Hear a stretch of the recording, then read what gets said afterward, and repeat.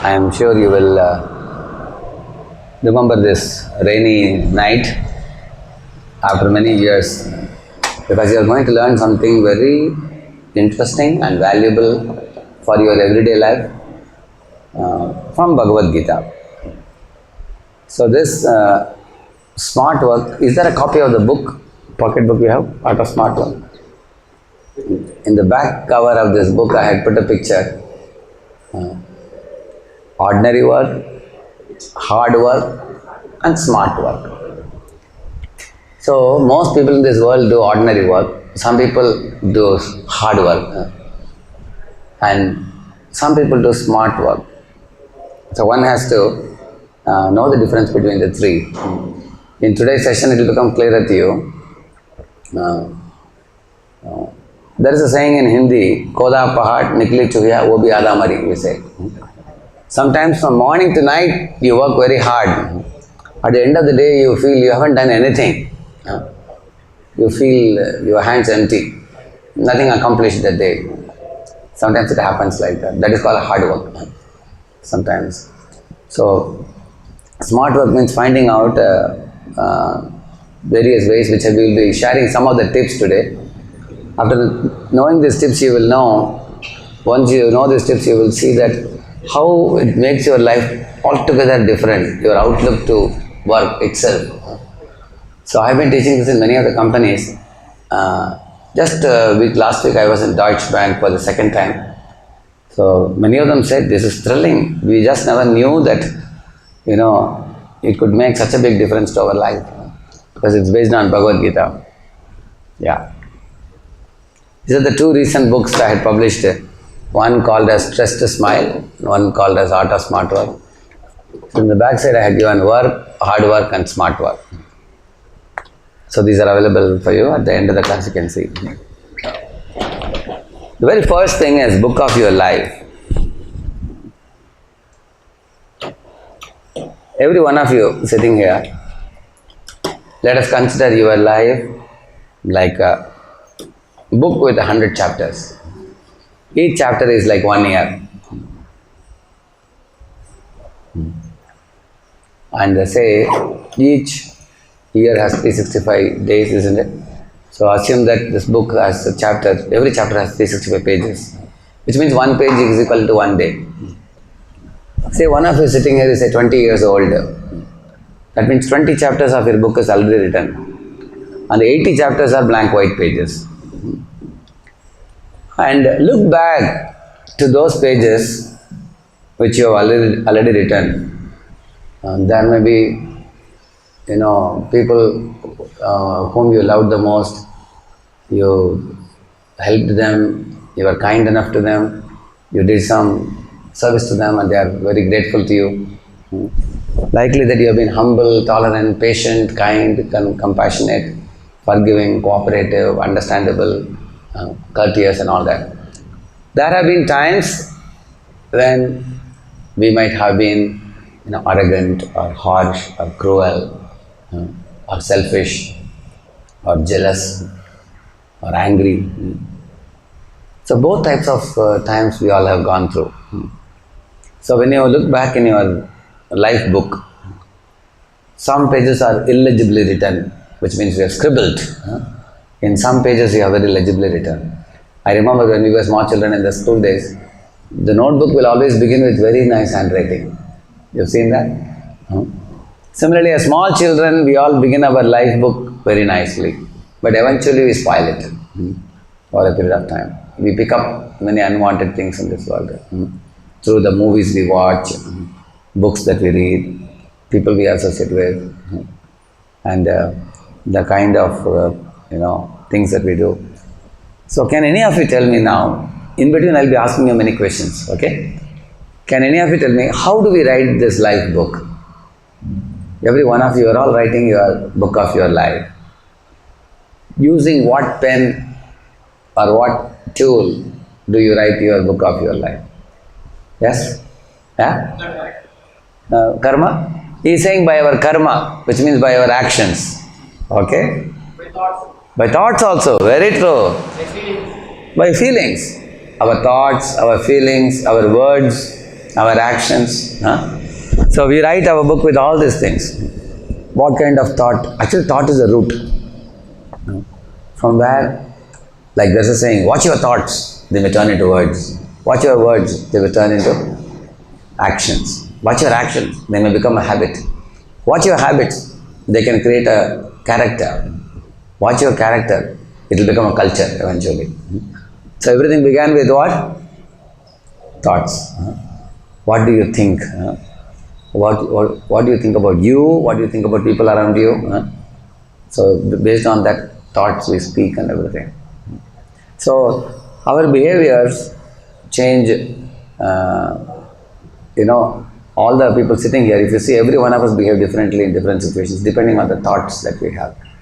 How many of you here feel to have a pussy cat, not a cat, I mean an Alsatian dog, you know that? To have it on your lap is wonderful. You would be very happy to have. How many of you?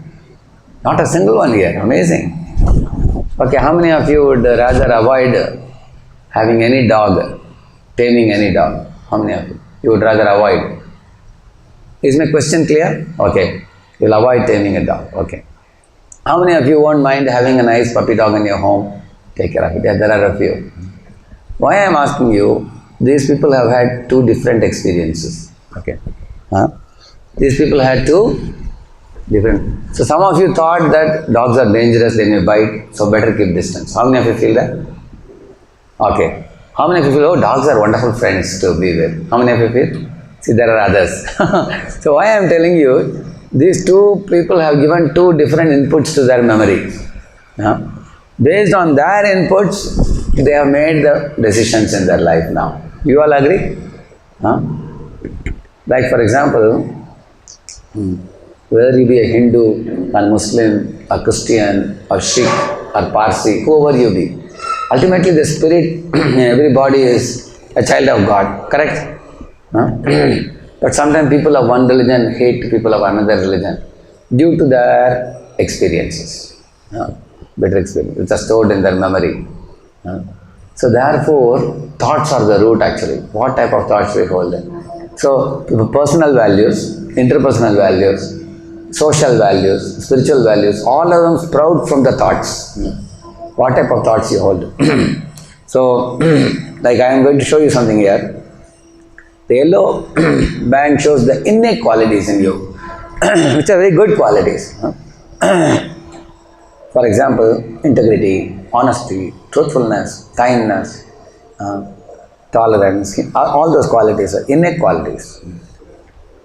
And acquired qualities are bad qualities which we have acquired by some bad association. Like rainwater, while coming down, it is transparent and pure, isn't it? When it touches the ground, it becomes impure. So, while coming down from the sky, what qualities rainwater has? Innate quality. Innate quality is transparent and pure. When it touches the ground, it acquires brownish or blackish color. That is acquired quality. I am going to show you some examples in the next page. See here. Some of them are simple. Some people, anything you tell them, they have a habit of postponing. They purchase something, they get a bill, they don't pay immediately. Like if you have to pay the rent of a house, you may generally pay after the owner, harasses you 2-3 times. Then some people pay by 10th or 15th or something. They have a postponing nature. Similarly, they never study the textbooks. When the examinations are approaching, then they start studying. Correct? No? There is a postponing tendency. Also, some people are inattentive. When you say something, they hear, and then when you ask them to do it, they say, what did you say? They are inattentive. But these are all small problems. Like some people get mood off. Say, if it is a rainy day, a person may not study at all. Or they may not do the work. You ask why? Hey, today it's very cloudy. Mood off ho gaya. I'm mood off. So these are simple bad qualities. But there are more serious ones, you see. Not taking initiative or easily irritated. I'll show you just something, you will understand. Just 1 minute.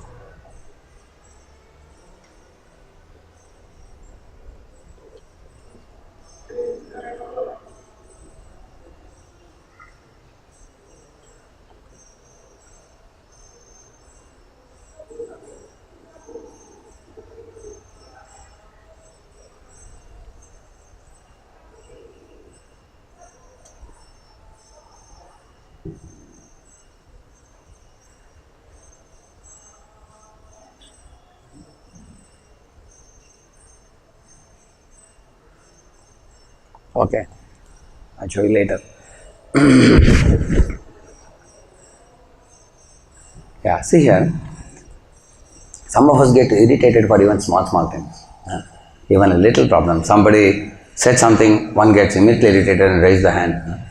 Some people have a lot of patience. So patience is a good quality, but acquired quality is getting irritated very easily. Or not taking initiative is laziness. And inability in team playing is somebody can work well alone, but they cannot work with others. As soon as they have to work with others, they have ego clashes with others. But the last ones are very serious ones. Lacking loyalty to company. They are very serious ones. How many of you are working here? Raise your hands. Okay, many of you are working. So I can tell you a company example. Like a boy was working with one IT company. And one rival company asked for some secrets.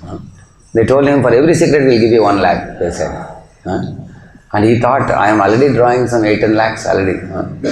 If I release a secret, then I may earn more. So in 1 year he released 6 secrets. So he got 6 lakhs more. So 8 plus 6, he got 14 lakhs. So he was very happy.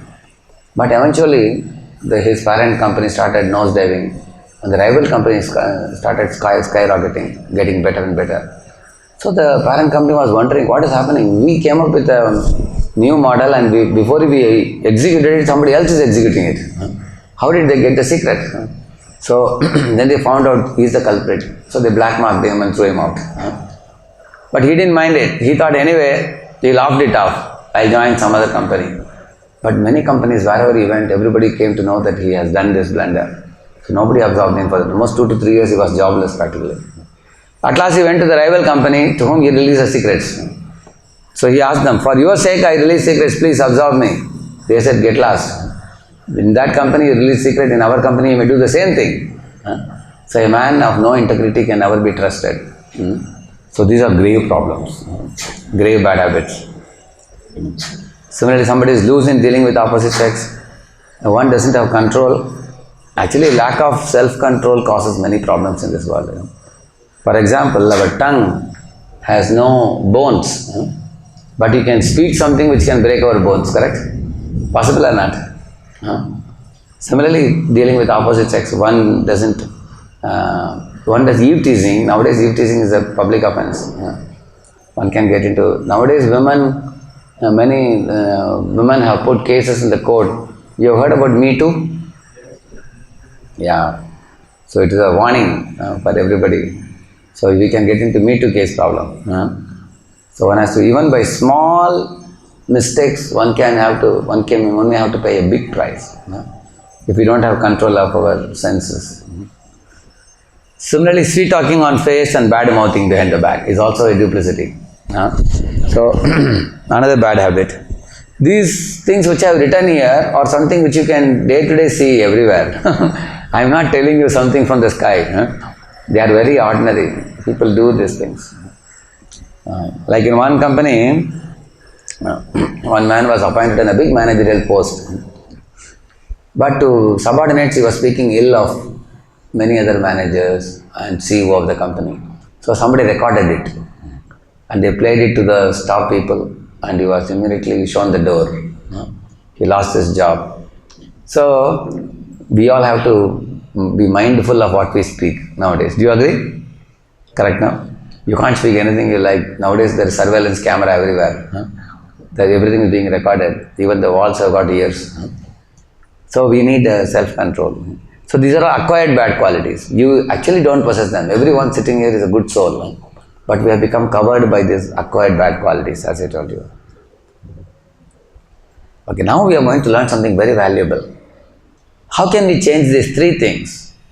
Our thinking, our attitude and behavior. I am going to give you a very simple formula, which if you adopt, you can save a lot of time. Like here I showed you, if you commit any one of these mistakes, you will see you will not be successful in your life. You lose a lot of time. For example, you badmouth about some colleague in your office. And that colleague came to know and then he comes to you. Then to wrestle with your guilt and try to prove yourself right, to justify, you take a lot of time. Do you agree? A lot of time is lost. Similarly, somebody is losing dealing with opposite sex, your life can be under threat.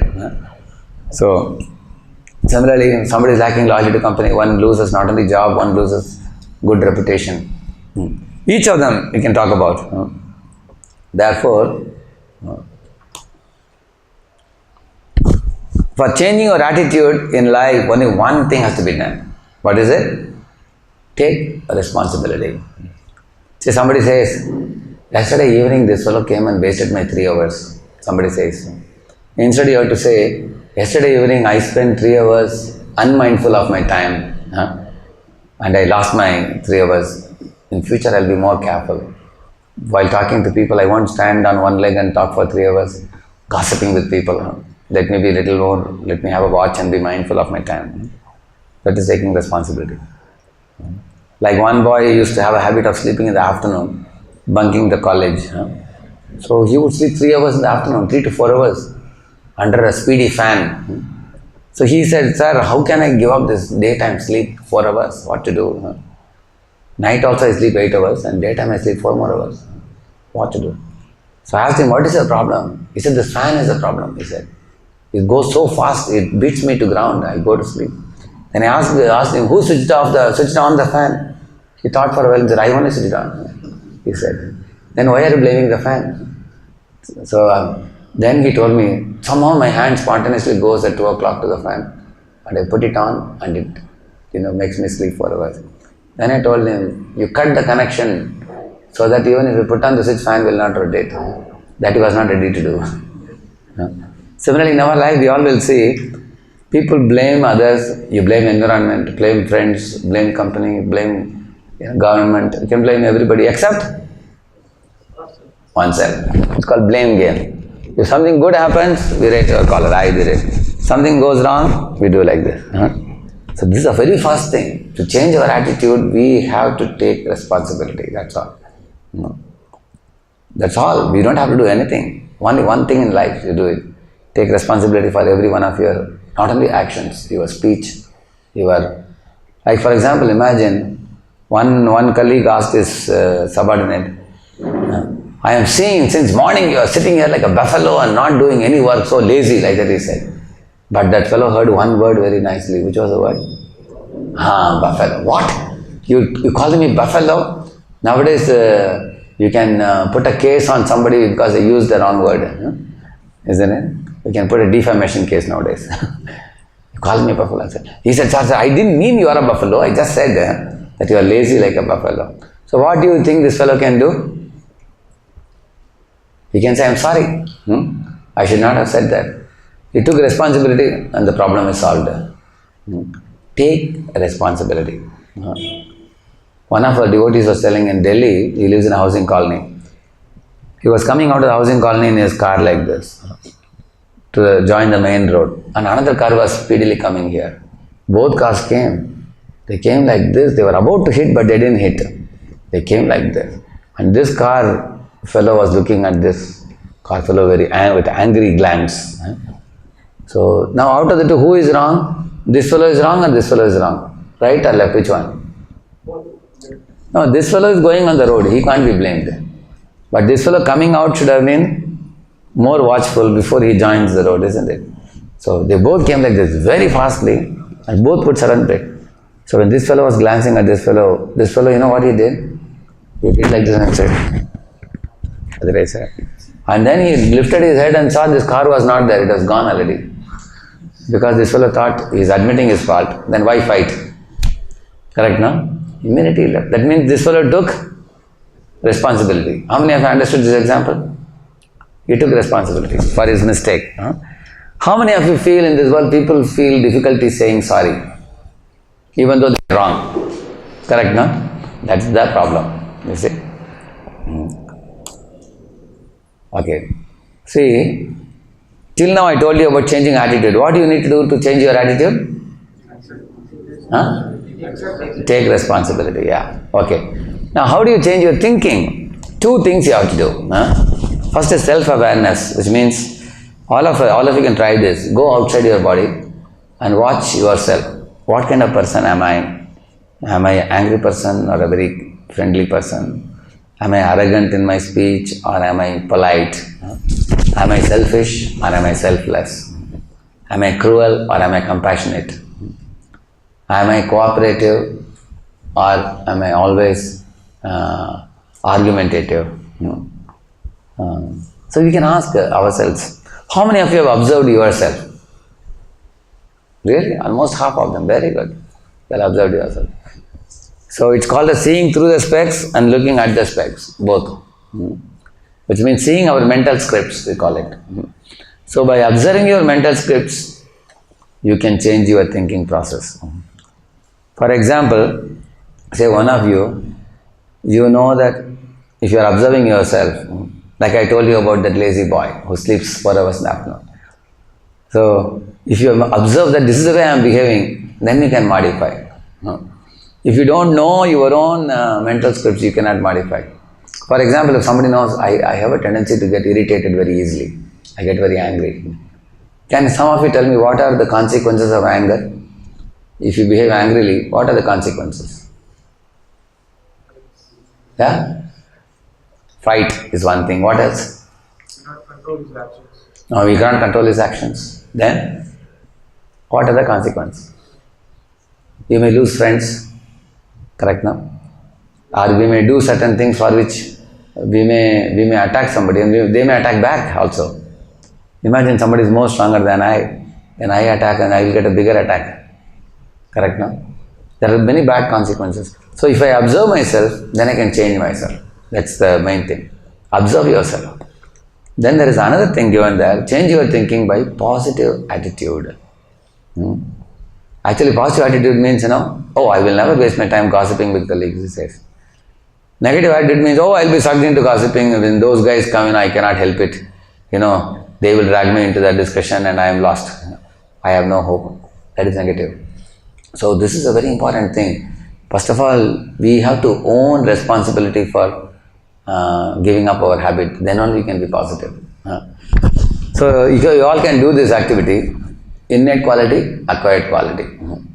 I am not going to ask you right now because it may be a confidential thing. You may not want to tell me. But you can make your own chart. Innate qualities are good qualities in you. And acquired qualities are bad qualities. And which is to be changed amongst the two? Acquired qualities. Acquired means you are acquired because of, connecting with, like you are walking in the road with your shoe on. Suddenly your shoe touches a piece of stool or something. When you return home, everybody is catching the nose. Hey, what is this? Nasty smelling. Because your shoe has touched the stool. The shoe has acquired quality of having a piece of stool. That's acquired on the way while walking. Now what you have to do? Go under the running tap and put the shoe with running water forcibly, and then all the stool will be gone. Then no more bad smell. Correct, no? Similarly, we have to remove the acquired qualities, acquired unwanted qualities. Is that clear to everybody? So you make a list of innate qualities and acquired qualities. Whatever is acquired unwanted quality, you have to remove it. And how do you remove it? By two things. Observe yourself, make the list, and have a positive attitude that, yes, I really want to change.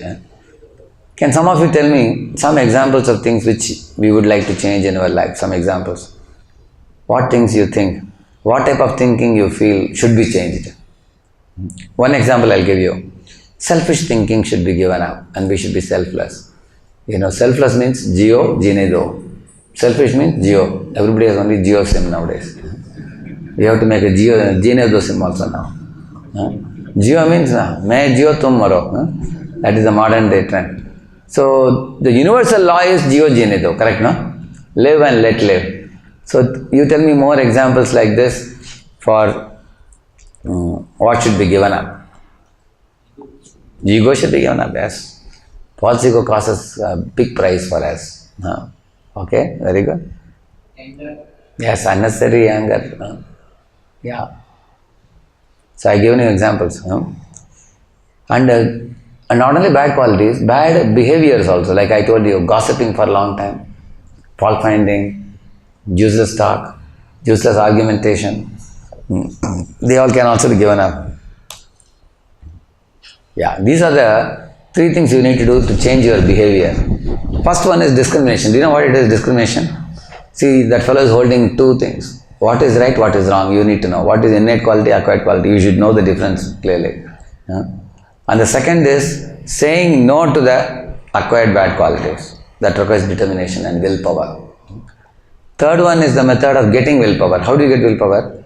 By a disciplined practice, which I will tell you later. What we do for disciplined practice. If you do the third one, you get the second one.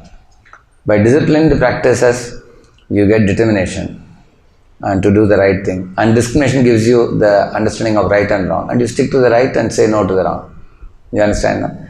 Then you can change your behavior.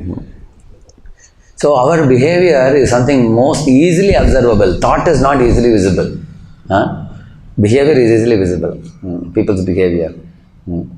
Like say, I ask children, a group of children, when you enter the train, where do you want to sit? Generally everybody. Window seat.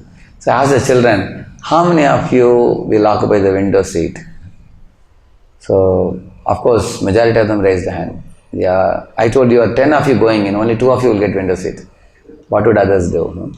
And one child said, I will sit in the window seat for half an hour and then give my window seat to someone else to sit also. That means it's a little more flexible, little more concerned about others. Some children said, forget about others. Once I get window seat, I will never look back. I will be seeing, I will enjoy. That is selfish, correct, no? So in this way, I am just giving you examples. You can see your own behavior, right and wrong behavior. So, till now what I have told you, the book of your life I have told you. So how is it connected to smart work? This is also I want to tell you now. Actually, a smart worker is one who runs all his activities through 2 things only, relationship and success. In family, you are looking for sweet relationships. In profession, you are looking for success. Do you agree? Correct, no? Yeah. So these 2 are your goals, relationship and success. Till now I have told you 3 things, behavior, thinking and attitude. By changing these things and removing your acquired qualities and possessing innate qualities, can any of you tell me how it will lead you to get good relationships and success? Can any of you give me an example? You understand my question? 3 things we learned how to change: our attitude, our behavior and our thinking. For example, if your attitude is good, many people would like to be friends with you. If your thinking is unselfish and you are selfless, you are tolerant, you are patient, you are cooperative, you are friendly, you can team play, then many would like to collaborate with you and interact with you. Do you agree? Correct, no? Similarly, if your behavior, your speech, your actions, like you all think about yourself, you go to a shop where the shopkeepers are friendly. You don't go to a shop where they don't attend to you properly. Before they can make you open your purse, they have to open your heart first. Correct, no? Then only you pay money and purchase something. So, by this first thing which you all learned till now, this is the first aspect of smart work, modifying your personality. By changing your behavior, your thinking and your attitude. So by these 3 things, you can see one example I will tell you. Duryodhana and Yudhishthira were called by Dronacharya one day. Dronacharya told Yudhishthira, find somebody inferior to you and bring him to me. And he told Duryodhana, hey Duryodhana, find someone better than you and bring him to me. So they both went out all day and night they came back. Night Duryodhana came back and said, I couldn't find anyone better than me. Everybody has some problem, he said. And Yudhishthira Maharaj said, I couldn't find anyone inferior to me. Because everybody has some good quality. How can I say somebody is inferior to me? Everybody has some good quality. Then Dronacharya said to Yudhishthira, you are looking, I told you to find out someone inferior. Here is Duryodhana, he is inferior to you. And he told Duryodhana, you couldn't find someone better, here is Yudhishthira better than you. He told both of them. Because both had 2 different attitudes. Duryodhana had a chronically negative attitude. And Yudhishthira had a very naturally flowing positive attitude. You will see that towards all living beings. So, because of Yudhishthira's attitude, even though they were in jungle for 12 years, they did not waste that time. He sent Arjuna to heavenly planets. He got celestial weapons and came. He got Pashupatastra. He got Indra also gave him many weapons. They made allies and friendships with many kingdoms. Many kingdoms. Pandavas made friendship with many kingdoms. So although they were in the forest, and they made friendship with the topmost personality, Krishna himself. Correct, no? So you will find that Pandavas had the right type of script, mental scripts, while Duryodhana and company, they had very wrong scripts. One story comes to my mind. You know this Shalya and Karna, they both were always inimical. While Krishna and Arjuna were always very friendly. You will see that. In the battle of Kurukshetra, you will find one of you told the ego. You told that point of ego? Who told that? He told, yeah. You told about ego. So Karna had ego problem. See, Karna claimed to be friend of Duryodhana, right? Was he really a friend? If he was, when Duryodhana asked him, my dear Karna, you and Bhishma should fight together against the Pandavas and finish the Pandavas. Did Karna agree for that? Karna said, when Bhishma is out, I will be in. Or if Bhishma is in, I will be out. I won't cooperate with Bhishma, he said. Duryodhana begged him, you claim to be my friend, my dear friend, why didn't you cooperate? He didn't cooperate. So Karna had a problem of cooperation with even Duryodhana, his best friend. Then in the battlefield, Shalya was telling Karna, you are trying to shoot Arjuna. Don't aim at his neck, aim at his chest, because neck is a very small place. If you hit, arrow may miss, but aim at his chest. Then immediately Karna told Shalya, shut up your mouth. You are just a driver of my chariot. Mind your own business. What to do, I know myself. So Shalya became very offended. Shalya said, do you think I am an ordinary driver? I am also king of Madras. But I am your driver on the request of Duryodhana. But you are not giving me respect. Why should I cooperate with a man like you? So he left the battlefield and went away. Shalya. You can see that. Due to his ego. You will see that. So you will find bad qualities may make you lose friendships. And the ego, as he rightly said, false ego, may make us. Imagine somebody worked with you for 10 years and then you had an ego battle with that person and then you lose that person.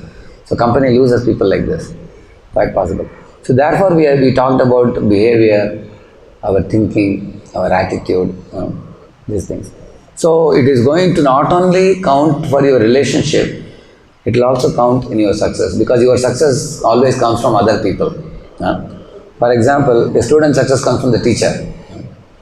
But your success in an interview comes from the panel which chooses you, isn't it? Your shopkeeper's success comes from the customers who come to buy things from his shop. Similarly, if you are a team lead, your success comes from your team members. They are actually going to make your success. If a team lead is arrogant and the team lead doesn't take the opinion of his subordinates, he tells all of them, you're all anyway muff, you just listen to me what I'm saying. Just follow. Do you think they'll cooperate? No, they will definitely cooperate to make sure that his idea is blown off. For that they will cooperate. They will want to prove to him that you had your own idea, we will make sure you will not succeed. You will see that. So therefore, both your success and relationship depends on these three things: your behavior, your attitude and thinking. That was the first aspect of smart work. Second one is from Bhagavad Gita, very interesting thing. Let us see how many of you are able to tackle the two situations which I will be showing you. See, here in Bhagavad Gita, Krishna explains three gunas: Sattva-guna, Raja-guna, Tama-guna. I put three pictures to help you catch it very easily. See the person in Tama-guna, the black one, the extreme right one. He is seeing that the chart is going down. He is becoming depressed. His business is going down. So he has become very fearful, insecure, depressed. He may have to eat some sleeping pills to sleep at night. He is feeling disheartened. He is feeling hopeless. This is one type of people called Tamaguni people. Then there are Rajoguni people. See, this boss is yelling at the subordinate, who is a very incompetent subordinate. Imagine you got an incompetent subordinate and you are boss. What would you do? Anybody? Right now you are all young people. When you grow up, you will you will have some subordinates. What do you think the boss can do? Any of you? What do you? How to help? Yeah. How to motivate? How to motivate an incompetent fellow? He is only yelling. You see, he is yelling at him. So the people who are passionate are aggressive in nature. They're greedy. They're lusty. They're competitive. They climb on the heads of others to climb the ladder of success. They're selfish. They want to see glamour and show glamour. They have desire to impress other people. And they are independent players. They cannot play with the team. So those are natures of people in Rajoguna. But what do you think you can do? Anybody? Of course, you all are very young to train anybody. Huh? So, you first give a, try to bring them up. Tell them like what is good or bad is good. Okay, you teach that incompetent fellow what is right, what is wrong, how to do things. Give one chance. Minimum I will give one. One chance you will give him. Okay. Anybody else? What he would do?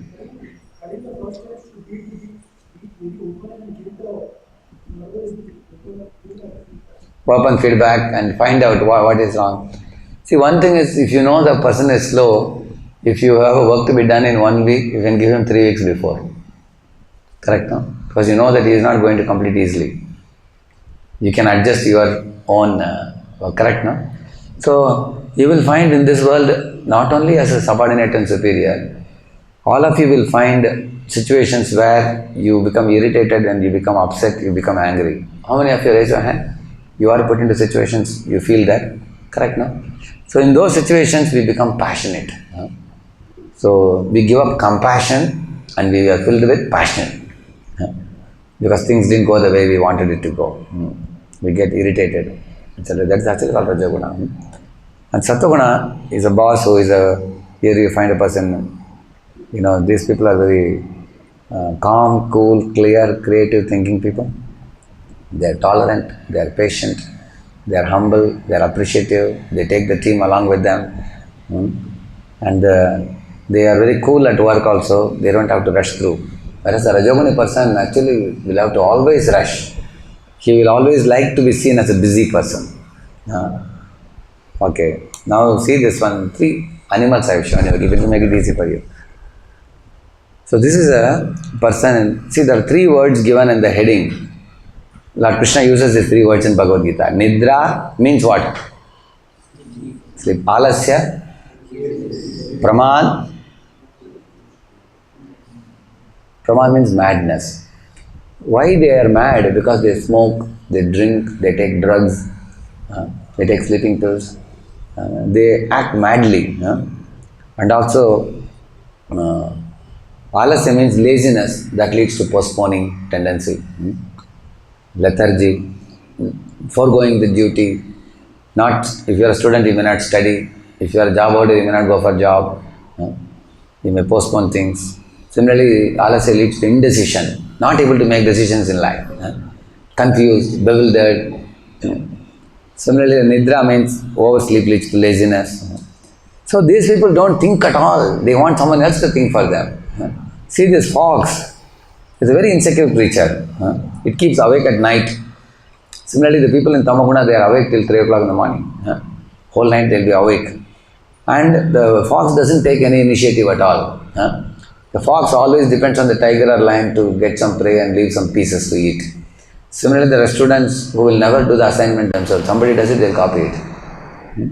That is also Tamaguna. Tamaguna means mode of ignorance. So, you all got an idea? These people also become insecure. You know what is insecure? As soon as results come, if they failed in some paper, they will go and ask the friend, hey, you also failed in mathematics? Friend says, yes, I failed. Very good. No problem. You are failed, I am failed. Very good. Both failed. Is happy that both have failed. So they think others' failure is my success. Or others' success is my failure. They think like that. Like Duryodhana was like that. When Duryodhana saw, Yudhishthira Maharaj is getting so many gifts, in the Rajasuya Yajna, he felt very, insecure. He started feeling somebody is pulling the rug below his feet. He felt like that. Even all of us can feel like that, in case we are in Tamaguna. Imagine one of your friend got a distinction and you just got a first class. You may feel a bit uneasy. Huh? What will have my parents say because we are from the same town or same village? Huh? People feel insecure by comparing themselves with others. If somebody is better than me, I feel envious. Somebody is below me, I ridicule.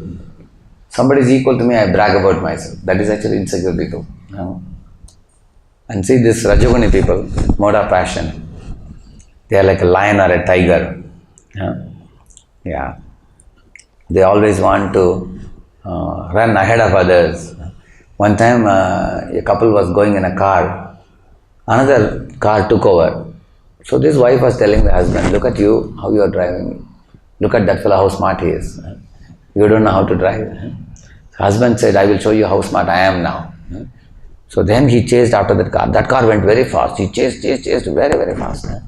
Until both the cars came almost to equal level. Then the husband asked his wife, what do you say now? Am I smart or not? Wife said, you are smart and you are foolish also, she said. He asked, why? She said, 20 kilometers ago you were supposed to take a left turn. You went on chasing after this fellow. So this is example of passionate people. They are more here to prove to others that I am better than you. They want to show themselves to be happy. Whether they are internally happy or not, that they don't bother about. They want to prove to others that I have money, I have fame, I have success and all that. Therefore they are proud, they are lusty, greedy, over-ambitious. They want to impress the opposite sex. They have bossing tendency, yeah. They are like a lion. See, if you keep a lion in a room along with you, either you will shoot the lion or lion will eat you up, correct, no? That is actually called as passionate person. He cannot team play, he can only do individual playing. On the other hand, the ants are team players. They work together. Yeah. They make snap decisions. See, mode of ignorance people never think, whereas this person thinks, but he doesn't think completely. He does half thinking and then he makes snap decisions, for which he will regret later. I heard a story of a man who took his horse and dog to the forest. While going in the horse, dog also ran along with him. In the forest, he ate under the tree and drank and everything, and he lied down and then he got up and he came back. But the dog was barking all the while. It was not letting the horse go. So the man took his gun and shot the dog. He thought it has gone crazy or something. Then after he returned home, he found his wallet missing. Then he again went back to forest and he found the wallet under the tree. And the dog was lying with his mouth over the wallet, mouth bleeding, and the dog had died. Now he understood why did the dog bark? To indicate about the wallet to him. So he took his wallet and then he cried, alas, my dear dog, I shot you foolishly, not knowing your intention. So this is people in passion. They act hastily, they make a hasty dash in life. They don't think twice before acting. But Tamoguni people, ignorant people, they never think. This person thinks only half. And people in goodness think deeply and then they arrive at a conclusion. Yeah. This is goodness. Sukham means happiness. Jnanam means knowledge, wisdom. So therefore they have wisdom, they have joy also. I told you some of these qualities. They are noble, saintly, godly, they have creative thinking, they realize wisdom. So Krishna says in Bhagavad Gita, 9 qualities. 7 qualities he says. Shamo, Damat, Tapaschaucham, Shanti, Rajam, Evacha, Jnanam, Vijnanam, Astikyam, 9 qualities. Brahma, Karma, Svabhavajam. He's saying Shama means they have control of their mind. Dhamma means control of their senses. Tapa means actually they control their thought, word and deed, austerities they do. Kshanti means they are tolerant and forgiving. Arjava means they are simplicity, they have simplicity. And Jnanam means knowledge, Vijnanam means wisdom, Astikyam means religiosity. They have all these good qualities. Yeah. So they are friendly, they are submissive, they are tolerant, cooperative. Here are 2 situations I am going to give you. What I will expect you to give me an answer within a minute or 2. Say you have gone to a cinema theatre where all the doors are closed, pitch dark now, the movie is about to start, uh, and only two doors are open. Say one door here, one door there, all other doors are locked up, nobody can open them. Suddenly a fire breaks out in the theater, and all the people jump up from that place. So, and the electric wires are all catching fire all around. So if you happen to be there, what you will do? That you can tell me. Immediately what action will you take? Yes? Fire extinguishers. Extinguishers are available, only you don't know how to use them. Anybody else? What you would do? Call the emergency. Call? Emergency. Oh, you would call emergency. Okay. You would take your mobile and call the emergency? Okay. And ask them for help. Okay. See, that is one thing we all can do. Everybody sitting here has a mobile. Agreed? Correct, no? So when I asked this question, I was in NIT Surat, giving the same lecture. So somebody said, I will tell all the people to form a queue and go one by one out. Do you think they will follow? No. Okay, what will a person in ignorance do? Can any of you say? Tamaguna person. What he will do? He will cry. He will be panicky. He may faint also. He will say, now I am gone now. The whole theatre will be burned down and I am dead now. He will faint also. What do you think a person in passion will do? Anybody? Anybody else? Yeah? He may go aggressive. How? What he will do aggressively? Yeah? He is saying he will try to break the doors. Of course, he cannot break them easily.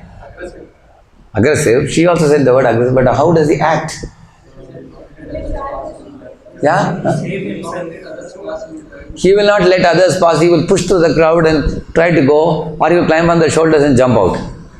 Correct? No? That's what a person, because he wants to save whom? Himself only. He doesn't care about others. Huh? And what does a person in goodness do? What do you think he will do? Help. Actually, when I asked about goodness, some people told, he will ask everybody to go in a queue, they said. Nobody is going to listen to you if you ask them to go in a queue. Okay, let us assume that you are in goodness, one of you. What you would do? Help someone get out. Help someone to get out? So one person said, I will make sure children and ladies and old people, they are all allowed to go first and the men can go later. He said that, but actually I don't know whether he can make such divisions in such a tense place. Nobody is going to listen to us. So, how would you say when I asked this question? Many of them said many things. Somebody said, I will take the sand buckets and throw on the top, they said. Actually, it's not easy to put up a fire in the top. If it is very near, you can put up. So, the only thing I can think of is as what he said. Take your mobile. Everybody who has a chapel also has a mobile, correct nowadays? Is there anybody who doesn't have a mobile? Call the fire brigade. If you don't know the fire brigade number, call your mother or father or brother or sister or friend. Call them and tell them, I am in danger. Get the fire brigade. Because they are concerned about your life. They will surely bring the fire brigade. So somebody may have the mobile and still not know that you can use the mobile. They may be crying, they may be running. Correct? No? So one should know how to use it. So whenever you are in a tense situation, for example, so I keep my specs like this and I am searching for my specs everywhere. Isn't it? Specs is right here. Similarly, when you are in passion, you cannot make cool-headed decisions. Same thing can be applied. Tomorrow, imagine some of you become entrepreneurs, you start your own companies. In case you have to face a crisis, like we had some years ago, we had recession in India. Correct, no? There's a collapse in the market. If you are in ignorance, what you will do? You become panicky. And you becoming panicky will make you lose business. Or if you make snap decision, you will lose also. But if you make a thoughtful decision, then only you can flourish. Why I am telling you, although Krishna is teaching goodness, passion, ignorance in Bhagavad Gita, and there are many spiritual principles you can learn from there. Even on a practical level, I am telling you, in your everyday life, if you are not cultivating goodness, you can be a loser. Is that clear? One more situation here. I wrote this poem many years ago. I will sing this poem You all can listen to it and then you have to solve the problem. A cab seller, tired of a long distance walk, kept his basket aside and slept off under the shade of a banyan tree that was full with a group of mischievous monkeys. After a while, he got up from his sleep and found his basket was totally empty.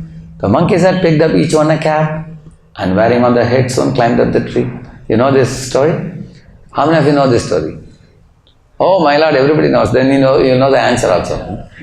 Okay, if the Baniya was in ignorance, like he is watching the empty basket now, if he was in Tamaguna, what action you think he would have taken? Yeah. No, he won't. He's saying he will throw stones. He won't do that if he is in ignorance. What do you... I am just trying to check whether you have understood the qualities of the three gunas. Tamaguna, Rajaguna. Tamaguna means what are the qualities? Anybody can say?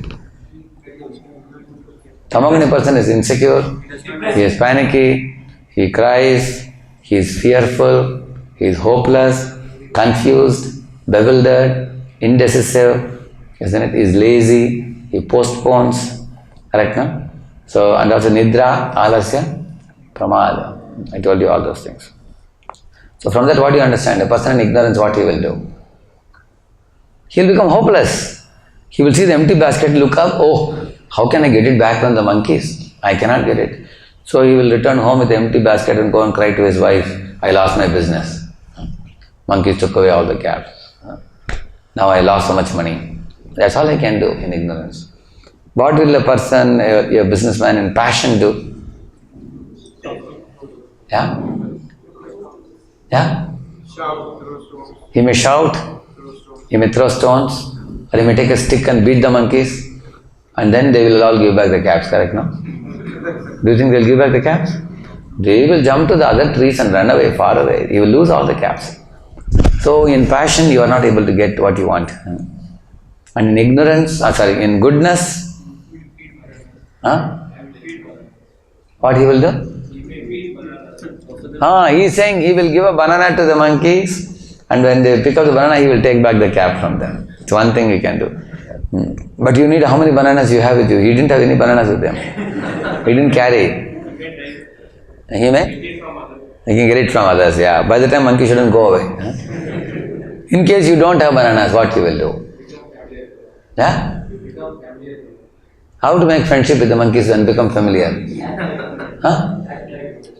Act like monkeys. Then he has to put a tail or something. Yeah, anybody knows? By smiling and go. By smiling. You know, this story is very famous in India. See, what he did, he thought very deeply. What is the behavior of monkeys? What is their nature? They copy. Whatever you do, they imitate. If you laugh, they laugh. If you shout, they also shout. Kiki, they make similar type of sounds. So he understood that. So he took his own cap and put it in the basket. So what the monkeys did?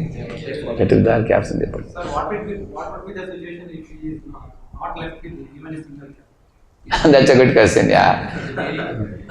He's wearing a cap, yeah. No, suppose he is not having a single cap. Yeah. Then he has to look for a banana. Banana wala. Actually, generally monkeys come to pick up the banana. You can, when you show the banana, they will put the cap down and take the banana. They will do that. As he said, it was the correct answer. In Vrindavan, once I heard my spiritual master telling that once the spectacles were stolen by a monkey, and went to the top and was chewing it, chewing the same. So when you show a banana, it comes to, one hand it has the specs, other hand it is asking for banana. So you give two bananas, then it will drop it will drop the specs down. Then it will catch both bananas and take it on. So that requires some creativity, some intelligence is required, Yeah. So, therefore we have to think before we act. So, goodness means think and act. Passion means think partially and make snap decision. And ignorance means no thinking, no acting. So, now if you see, here, check your personality type now. If you are only sattvic person, you are an enlightened soul. If you are only a rajasic person, you are an aggressive businessman. If you are a only tamasic person, then you are lazy and sensuous. The examples are given there. Criminals, lawbreakers, they drink and they drive and they cause accidents, or they smoke incessantly. They get it to be. Why they smoke and drink? In order to avoid the depression and hopelessness. Therefore, they take all that, you see. So, where does the leader come? Any of you observed it? If you want to be a true leader in society, where does the leader come? Is in Sattva-guna, Rajoguna, Tamaguna? Yeah?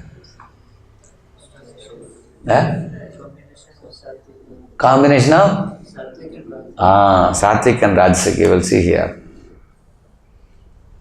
See here, see, if you are Rajoguna, you are aggressive. If you are in Sattva-guna, you are noble.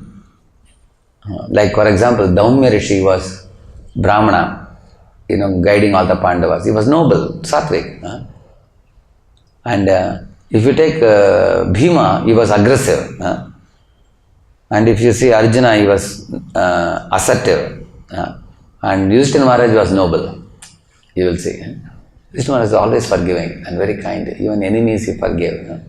Yudhishthira Maharaj. So Yudhishthira Maharaj was very noble, and Bhima was very aggressive, and Arjuna was assertive. Assertive people actually combine two extreme qualities. They are polite and firm. They are courageous to present their opinions and considerate to listen to others' opinions. They are bold and sensitive. They do both. Then, see, R means Rajaguna, stands for Raja. S for Sattvic, stands for Rishi. Therefore, Raja Rishi, when you say, a king guided by a Brahmana. That is the most powerful combination. Like Chandragupta Maurya was guided by whom? Chanakya. Shivaji Maharaj was guided by whom? Samarth Ramdas. And our Vasishta was guiding our Dasharath. Vishwamitra was guiding Lord Ramachandra. You will see that. You will always find that kings were guided by some rishis or munis. Rishis are always with God. They are very peaceful. They are contented. They are very calm, cool. They have a cool head. And the kings are always aggressive because they have to protect the kingdom, make sure the kingdom is not exploited. But the aggressive kings, if they take guidance from noble rishis, then they become Raja Rishis. Raja Rishis, like Yudhishthira was a Raja Rishi. Parikshit was a Raja Rishi. Arjuna was a Raja Rishi. Ambarish Maharaj. We can quote many examples like that. So, the combination makes, Now, in case you are aggressive or you are passive like ignorance or passion, you can do these 5 things. If you do, you can increase the Sattva Guna in your life. The first one is association. You see, all of you sitting here, you all have some friends, but take a look at what type of friendship you have. I heard a story of a couple of parrots who were brothers who were sold in the market. One of the parrots was purchased by the king, another was purchased by a butcher. So one day a sadhu was passing in the road. The butcher saw a parrot, that shouted, "Catch him, beat him, cut him, kill him," like that he was telling. So the sage crossed the road and went on the other side, wondering, this parrot has become spoiled. And then he went to the king's palace. There the parrot was the brother of this parrot. He spoke very sweet words. "My dear sage, please take your seat. The king has gone for a stroll. He'll be soon back. Please drink some juice." Then the sage was surprised. How this fellow is speaking sweet words. Then the parrot spoke a Sanskrit verse also, shloka also, which means it was shloka knowing parrot. It said, "Gavvashanena vakyam shrunoti aham cha rajan vachanam munina nastyasta dosho nacha madguno va samsargaja dosha guna bhavanti." He said, not that my brother is bad and I am good. It's all a question of bad association and good association. He is living with a butcher who is a cow flesh eater. I am living in the palace of the king, where all saintly people like you come. By regular Sangha, our words have become like what we are speaking. So all of you, dear friends, you have a choice in your life, what type of friendship you want to make. Good friendship will give you good qualities. Bad friendship will give you bad qualities. If a calf associates with a pig, it will eat stool. But if a calf associates with another calf, it will drink milk. So you have that's the first one is association. Second one is B for Bhagavad Gita, like books. Study the books and enlighten yourself. Nowadays people are watching so many YouTube, Hindi movies. People are busy in media so much. But our busyness with media should be for learning and educating ourselves and growing in life. Not that the watching media destroys our character and good habits. So B for books, spiritual books. C for chanting and meditation. Like with the mala, this is very calming to the mind. Hare Krishna, Krishna Krishna, Hare Hare. Hare Rama, Rama Rama, Hare Hare. Hare Krishna, Krishna Krishna, Hare Hare. Hare Rama, Rama Rama, Hare Hare. Hare Krishna, Krishna Krishna, Hare Hare. Hare Rama, Rama Rama, Hare Hare. Chant 108 times a day. It takes you 10 minutes only. And you try for a week how you feel. If you don't have mala with you, you can chant with your fingers. 1, 2, 3, 4, 5, 6, 7, 8, 9, 10. So after you complete 10, you make your finger like this. Another 10, 10, 10. How many are over? 50. After 50 are over, again when you chant 1, 2, 3, 4, 5, 6, 7, 9, 10, then you release them. How many are over? 100. And then chant 8 more times, 108. It takes you just 10 minutes. Anywhere you can chant. Morning, afternoon, evening, night. Hare Krishna, Krishna Krishna, Hare Hare. Hare Rama, Rama Rama, Hare Hare. This is the mantra for this age called Kali Yuga. So chant this mantra and experience calmness. And when you become angry, just chant the holy name, Hare Krishna. You will become peaceful immediately. So some people say just count from 1 to 10. Some people say, chant Coca-Cola, Coca-Cola. No, that won't work. If you chant Coca-Cola, you will get frustrated. There is one David Brian Wolf. He has done a doctorate research on chanting Hare Krishna mantra. He has tried with people chanting Coca-Cola and everything else. Because that is not a spiritual mantra. This is a spiritual mantra. And the fourth one is diet and exercise. You see, I am going to tell you something very scientific now. Very important for you to know. When you take a knife or something and kill a goat or a cock, chicken, at that time the animal tries to run away from you, which is called flight, we call it. And it cannot run away, you catch it, you are about to cut it, then it fights against you. It's called fight. Fight or flight. You know this concept, fight or flight? Like when I was a small kid in my school days, in our compound, once a big pig came with some dozen piglets, small pigs. They were all running. So me and my friends took a big stick and we were chasing it. Running behind. So it ran up to the end of the compound. Then there was a dead end. The pig couldn't find anything place. So it took a U-turn. And now the pig thought that so many boys are behind. So the pig showed the teeth. Like that they showed the teeth. Then we started running away. After that.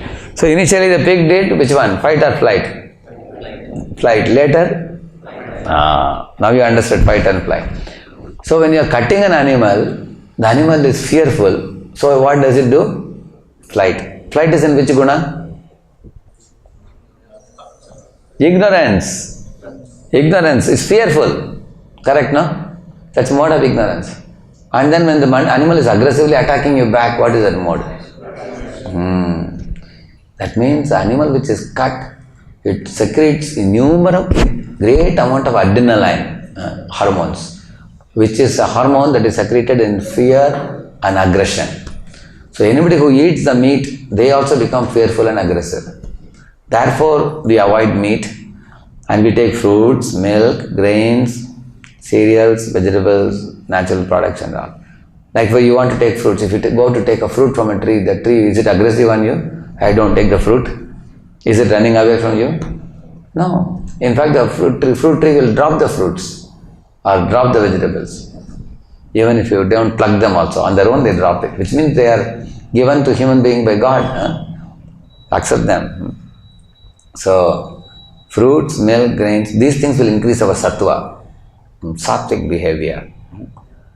Natural products also, yeah. And last one is environment. Like you all have come to a temple here. ambience is very conducive for your cultivating sattva guna. Whereas in the world outside, it's a world of cutthroat competition, people pulling each other's leg, insecurity and passion is very common in the outside world. But temple is a place where you can cultivate sattva very easily. So I showed you all these things. This is about chanting. See, if you are chanting Hare Krishna, according to researchers, they say the brain wave frequency, if it is above 13, you go to hyperactive zone, active and hyperactive. If it is below 8, you go to drowsiness and sleepy zone. But 8 to 13 is actually the sattva guna zone. Anybody who chants Mahamantra is seen to be posted in that range of brain wave frequency. You can see that. 8 to 13. It's a proven thing. Yeah, you get a cool head. It's called relaxed alert zone. The red zone is only alert and aggressive. And the black zone is only relaxed and lazy. Whereas yellow zone is relaxed and alert. And this comes by chanting regularly. So now it is 7:50. I can do two things now. I have 10 minutes with me. Either I can teach you some time management tip in the next tip, or I can take questions. Which one you prefer? I can go ahead? Okay. Now you all give a self-test to yourself. Are you good in planning? Are you good in doing? Are you good in interacting? Doing means whatever you planned out, you carry it forward. Interacting means you develop relationship with people. Well, so you can give plus minus minus or minus plus minus in your own mind. Alright? Planning means you plan in paper. Doing means execute it. Interacting means making friendship with people. So now let us see. All of you ready now? I am going to show the answers now. You can check what type of person you are. You are a plus time manager. So those of you who got plus plus plus, you are a balanced person, which is 1 in a million. Generally it's very rare. Actually those who are in, like I told you about Raja Rishi or somebody is in Sattva, they may be balanced. See, if you are plus plus minus, that means you plan your work and you execute your work, but you cannot connect with people. If you are minus plus plus, you are doing others' work very well, but you don't do your own work. You see? You don't plan, you do mostly others' work.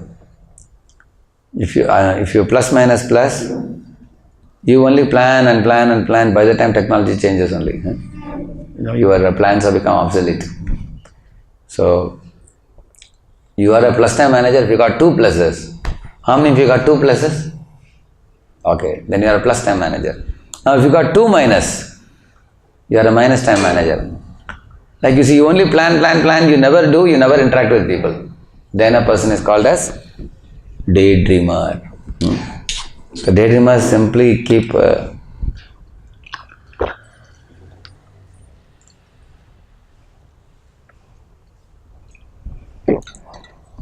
actually, you know the story of that milkmaid who was carrying a pot of milk on her head. She said, I will sell this milk and buy a cow, and then I'll get more milk and buy more cows. I'll become a landlady. Then I'll marry only a landlord. And then if he doesn't cooperate with me, I'll give him a slap. Everything she was doing in a dream. When she gave a slap, the pot fell and broke and all the milk went to the ground.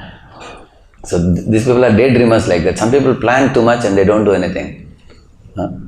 And minus plus minus means workaholics actually go on doing the same thing which was already done 2 years ago. They keep repeating without checking. Therefore, you have to plan and do. Workaholics bury their faces into the table and they are all the time surrounded by work. The good interacting people, they are friends, they are very popular people, they are very gregarious, they associate with a lot of friends, but they don't do any work. In the company, they will be given a pink slip and shown the door. They will be put on bench because they will only interact with people well. They neither plan nor do any work. And the last fellow is most dangerous, most bad. He is minus, minus, minus. So what you have to ideally do, you have to do all the three. Plan a little and execute a little When you are a bit stressed, then you interact with others. So all the three should be done. So I told you about the gunas. I told you the Kshatriyas, they plan well. The Kshatriyas, they act well and doing. Those who are in a mode of passion, they are all the time focused on doing, like that. And people in goodness, they can actually plan well and they can interact well. So if you combine these two, goodness and passion, then you become a leader. And otherwise, the person in ignorance, he never plans and he never acts. Correct? No? And he can't interact with others. He is in his own world all the time, very morose and depressed and hopeless. So here you see quadrant 1. I will show you, this will make it easy for you. You see, let us see the bottom quadrants first. Quadrant 3 you see here. There are many urgent matters but which are not important. How many of you got telephone calls which are useless calls? You have experience? Yeah, they are in quadrant 3. Isn't it? Good for nothing calls. Similarly, quadrant of waste, 4th one is not urgent, not important. Once I got an email which took me almost 15 minutes to download. Then I opened and saw such a heavy attachment was sent which I never asked for. Some people send you like that. So, in this way there are many not urgent matters which occupy your time also in a day. Morning to night, you have to check how you spend your time. Some time goes in gossip. Sometimes you overate. Because of that you had a stomach disorder. Correct, no? Sometimes you worked hard to do something which was already done before. Imagine you did one assignment, but you lost the file. Again you did the whole assignment, after completing it the second time you got it back. So there are many things we waste time like this. So in this way we have to find out the 3rd and 4th both are useless. Quadrant of deception, quadrant of waste, both are useless. See, again we will be coming back to 3 gunas now, very soon. They have relation to that. Quadrant 1 and 2 are most important. For example, I will give you very little example, it will be very easy for you to understand. Say you have a gas cylinder at home. 3 days before it gets empty, you inform the concerned person that it is going to get empty. Then within 3 days the next cylinder comes. So informing 3 days before means quadrant 2, quadrant of quality. You plan in advance and inform. After the cylinder is completely empty, then it leads to crisis. Is that clear? Correct, no? Like studying for your subjects from the beginning of the semester is in which quadrant? Quadrant 1 or 2? Quadrant 2. It's a quadrant of quality. And not studying throughout the semester and just 3-4 days before the examination you suddenly take Xerox of the notes of your friends, trying to find out. Even if you have to copy from the book in the exam, you don't know what to copy also. You don't know the number of chapters also. So that is in which quadrant? That means actions not taken in time, they go to the crisis zone. You see, like that. So the breakdown maintenance, health crisis, all these things. So quadrant 2 is the best quadrant. It's a quadrant of quality, where you train yourself, educate yourself, plan, you do preventive maintenance, self-development, all these things. Okay, now you all can tell me, you have to find out which mode this belongs to. Never setting goals or setting goals and not sticking. Which guna it is? Is it ignorance or passion or goodness? Yeah? It's ignorance, because they keep on postponing the goals. They don't set goals. And that is in which quadrant? See, not important, not urgent. Somebody has put it in that. Correct, no? That's 4th quadrant. Okay, moving around and socializing too much to feel security. It's in which guna? See, there is a difference. In passion, a person doesn't want to feel security. A person wants to show off. Whereas in ignorance, a person wants to feel security. It's in mode of ignorance. That comes in which quadrant? 4th, yeah. Or it can be 3rd also. Urgent but not important. Correct, no? Fourth is not urgent, not important also. Yeah. And lower level of concentration, getting easily distracted by trivial things. What guna it is? Yeah? Who gets distracted easily? A person in passion or a person in ignorance? Passion. Because he wants to achieve. He has attraction for different. I will try this, I will try this, I will try this, I will try that. He wants to do too many things. Therefore nowadays people have so many channels nowadays. They are keeping, there is also passion. They have 200 channels, 150 channels, they want to change. And computer also, I mean in the mobile you have so many choices also. Too many choices means passion. One wants to hop and jump from one to another. Yeah. And that, okay. And fourth one, doing more than one thing at a time, accepting unrealistic deadlines. Passion. And getting involved in everything to gain credit and popularity. That's passion. Indecision and postponing decisions. Ignorance, yeah. Thinking, that means he is putting things in not urgent, not important. Or urgent, not important. He is putting third or fourth quadrant. Thinking no one else can manage my work if I am absent. Passion. That means he takes all the work on himself. Too much load he takes. Passion. Feeling difficulty to work with highly accomplished and smart leaders. Passion is individual player. Forgetting things are badly organized, unclean desk. Ignorance. Looking for, that causes quadrant 3. In quadrant 3 what happens? When you have unclean desk, you cannot find what you want. So a lot of, and then 10th one, looking for too much perfection in job, leading to micromanagement. Passion also. So if you see this quadrant now, see quadrant of quality, the second quadrant is mode of goodness, sattva-guna. Quadrant 1 is rajoguna, mode of passion, because urgent important. Quadrant 2 is not urgent but important. Like you all have come here now today. This is quadrant 2 activity. Why? You know, you are not going to have any exam or something for which you are coming. You have come simply out of interest, you know, to learn something valuable. You have come this quadrant 2 activity actually. You like to get educated, like to get trained, try to become a better individual. So you are in quadrant 2, this activity. Similarly, you do some yogasanas, so you try to take care of your health, that is quadrant 2. Developing your body, mind, soul, that is quadrant 2. So quadrant 2 is sattva guna, quadrant 1 is rajoguna. So you have to combine quadrant 1 and 2 generally. An ideal leader does only these two things, quadrant 1 and quadrant 2 only. It's a smart leader.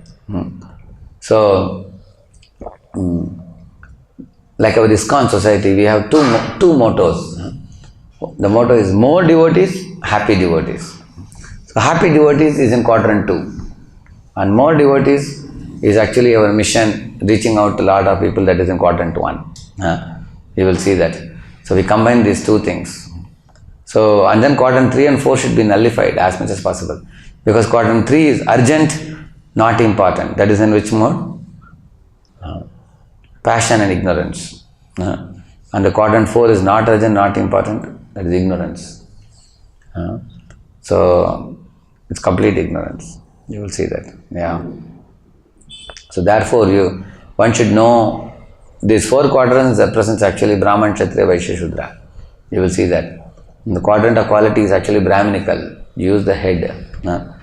And quadrant of action is actually Kshatriya.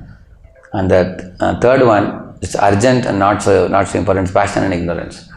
And the fourth one is only ignorance. You will see that. So if the third and fourth one, if you avoid in your life, 1 and 2 you focus, you will become a very smart manager. Like here you see, in personal life you look for relationship, professional life you look for results. So relationship is in which quadrant? Quadrant 2. And quadrant 1 focuses on results. So a combination of 2 and 1 will make one's life very fulfilling. So I have given some points in the next one, you will see. These are things we should do. Improve your communication with people, Don't unnecessarily argue, quarrel, debate. Be friendly. Also prepare better in advance. Plan better, organize things well before you execute. They say that 75% is organization, 25% is execution. Then you are very successful. And take care of yourself, as I told you, by chanting, by yoga and everything. Look forward in advance for the opportunities. All these things. Also prepare successors to you. You train people. So in this way, these are all smart workers, goals. Yeah. Good. We have finished 3 tips now. So I'm not going to the 4th one. It will take time. There are almost 8 tips given in the book. You can see leisurely. If you have a copy of the book, you can see. But in conclusion, I want to tell you something very important before I wind up my talk now. These 3 gunas Lord Krishna explains in Bhagavad Gita, Tamaguna, Rajaguna and Satoguna. He says that Sattvat Sanjayate Jnanam. He says that if you cultivate Satoguna, you will become a very learned and wise person and you will become very cheerful and happy by cultivating Satoguna. Because Satoguna people are very thoughtful people. They don't make snap decisions. And they can actually behave in ways that are pleasing to others, which means you can be happy in this world, and then if you understand Bhagavad Gita and practice it, then you can be happy in the next world also. So Krishna encourages us to follow Sattva, because Sattva people go up, he says. Tamaguni people go down, he says. Gurudam gachanti sattvastha, madhye tishtanti rajasa, jaganyaguna ado gachanti tamasa. He says, those who are in ignorance, they go to animal kingdom, or they go to hell because of their such behavior. Sattoguni people, they go upwards. And Rajoguni people may be born again in this world to continue the rat race, to fight with each other, compete and everything. So here in this place, which is called ISKCON Cultural Center, Swarnagarar Prabhu, yeah, where is Vishal Prabhu? You can stand up in your own place. Yeah, this is Swarnagarar Prabhu, he is stationed in this place. There is one Vishal Prabhu also. Yeah, Vishal Prabhu can come also. Is he around? Okay, let him come. So these are devotees based here. I stay in Pune. I only come 3-4 times in a year. But my request to all of you, you can come here and learn many good things. Like many things you learned today. Today you learned what to do to change your attitude. Only one thing you have to do. Take responsibility for your thought, word, deed. So similarly, what is to be done to change your thinking? 2 things you have to do. Observe yourself and have a positive attitude to life. Always have a positive attitude to life. Like you send somebody to a garden and ask, what did you find in the garden? He says, garden is full of roses, beautiful. Did you find some thorns? Yeah, there are little thorns also, but mostly roses. Another boy, you send him to the same garden, what did you find? Garden is full of thorns. And you ask him, but what about roses? There were a few roses, but you see it's a thorny garden. You may say. Similarly, some boy you ask him, what do you think about him? He is bad. He is lazy, he is crazy. Like that he will speak. Whereas a boy who is positive, he will say, he's a good fellow. He will see the sunny side of people. Similarly, a person who is positive and positive in attitude can always be hopeful and confident of changing bad habits and replacing them by good habits. So here is a place I can confidently tell you, you will get to come have the company of many good people. The one who was introducing me in the beginning is from IIT Kharagpur, Sanbaran Gupta. So he stays very close to the temple. He is recently married and settled here, and he comes and he is a good eloquent presenter as well as singer. You all heard him sing in the beginning. So like this, there are many good working people just around the temple here, and they also give many programs. I come once in a blue moon here. But you all are welcome here to come often and take very nice association and be like which parrot? You want to be like the parrot in King's Palace, or you want to be like the parrot in the butcher shop? Sure? So butcher shop parrot was in which guna? Tamaguna and Rajoguna, isn't it? And the parrot in King's Palace was? It was associating with saintly people, it was naturally in Sattva. So associate nicely with good devotees and benefit immensely. These two books are bulky and they take time to teach. I only taught a few principles, but you will learn more when you go through the book. But you have learned one very vital principle today, which is three gunas. Passion, ignorance, passion and goodness. You learned it well. And if you read Bhagavad Gita, you will get much more. I just made a small preliminary introduction to you. If you read Gita, you will learn very deeply. And you can read the chapter 14 and chapter 16 of Bhagavad Gita. Chapter 14, Krishna teaches three gunas. And 16th chapter, it teaches about divine and demoniac. So we all want to become divine. Within us, there is an animal, there is an angel also. So you want to bring out which one? You want to bring out angel from you or animal within you? If you want to destroy the animal within us, you want to bring the angel out of us. So from animal to human to divine. Bhagavad Gita can take us to the divine platform of being a very divine person. You can be a king like Arjuna and be divine. You can be a businessman and be divine. You can be a college student and be divine. Everybody can be, one can be a lady and be divine. So the scriptures mention people who have been having Daivi Sampat. So that's one of our goals of training here. We want to actually imbibe good habits and character and culture and in the young generation. That's one of our goals here. So thank you all for your very rapt attention. Despite the heavy rainy day, you all showed up, which goes to show your very great enthusiasm. So there is a prasad waiting for them. You can make announcement here. I can take one question. Okay, one question I will take. Anybody has one question? Yeah? Yeah. Yeah. See, when we eat food, it becomes three parts. One part becomes stool and urine and is thrown out of the body. Another part turns into blood, which goes to the heart and pumped to different parts of the body. The third part goes to the brain and gives a certain type of consciousness and attitude. For example, you eat in a hotel. The people while cooking in the hotel, they are business-minded people, money-making people. So when you eat that food, it goes to your brain, also it creates a business mentality in you. And you also become selfish by eating that food. Because they are making not for your health, they are making for money making. Same mentality you get. And if you eat prasadam, the prasadam, as soon as you offer it to Lord and thank Him, the sinful component in that food is removed immediately. Karma-free diet, we call it. And the food also is offered to God. So God is divine. So naturally the food also becomes divine, anything connected to Him. So when you eat that food, it produces very divine vibrations in your thinking process. You think self. You will see anybody coming to temple, they get sadbhavana. They feel like doing some seva. Like I went to this Radha Govindji Mandir in Jaipur. So people in the morning when I was doing pradakshina, so somebody was giving bundi, somebody was giving Mysore pak, different items they were giving. Somebody was giving misri, that rock candy, I accepted. I went on eating. By the time I did 3 times circumambulation, my breakfast was over. So many. Everybody is in what mode? Giving mode or grabbing mode? Giving mode. When you come to temple, people are in a giving mode. The outside world, people are in what mode? Grabbing mode. They don't want to give.